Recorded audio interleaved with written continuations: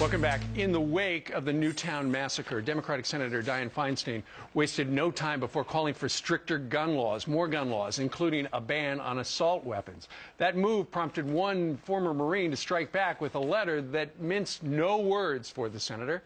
He is Corporal Joshua Bolton, or rather Boston, that is to say, and he joins us right now from Fort Worth, Texas. Joshua, thanks for joining us today. Thank you for having me. Why'd you write the letter to Senator Dianne Feinstein? Well, it's our firearms, they're important to us, and they're something that we have to have in order to keep what we have as a country going. And this starts us on a slippery slope. They take these away, next they come for the bolt-action guns, and there's really no reason to register other than to confiscate at a later date and time. Well, the letter you wrote her has gone viral and caught wildfire on the internet. It's lengthy, but I'd like you to read, if you would, a passage from it because it really summarizes your point.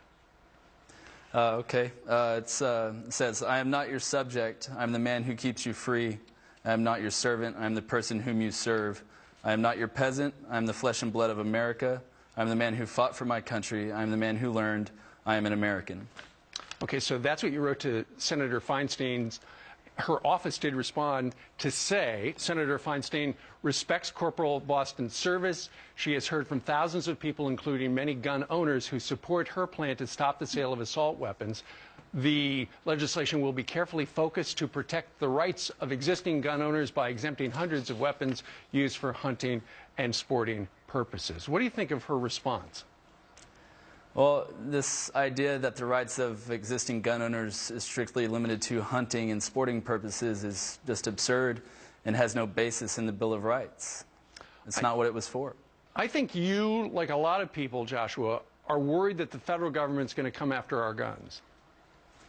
It's something we've seen happen time and time again in history. With Stalin, happened in Cambodia, and then, of course, the Third Reich. No one saw that coming until it was too late.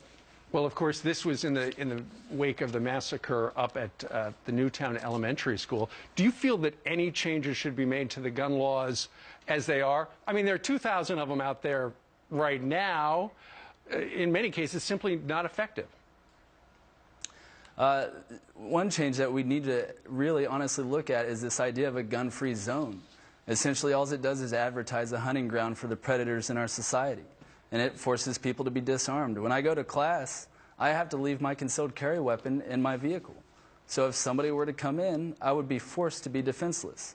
And most policies across the nation for colleges and even schools are for the students to hide and hope for the best. Sure. And it's absurd. And I believe that Sandy Hook Elementary was a gun-free zone, but we know what happened there.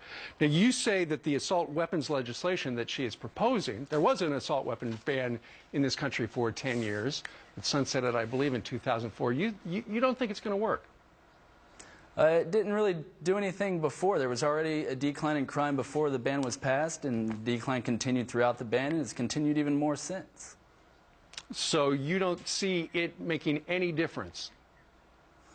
No, I really don't. And just limiting our rights to guns and limiting what people can own in their home is just going to embolden criminals to be more violent with us, like we see in Great Britain, where they have a fifth of our population, but they have over 2.2 million incidents of violent crime a year, whereas we had 1.2 this year. Sure. Real quickly, the reaction to your letter from people you've heard from? Generally, it's been pretty positive. There have been a fair number of people on the other side of the aisle, but it's kind of disturbing that people are calling for my death because I'm a member of the NRA. Yeah. I mean, and they're worried about me. Yeah.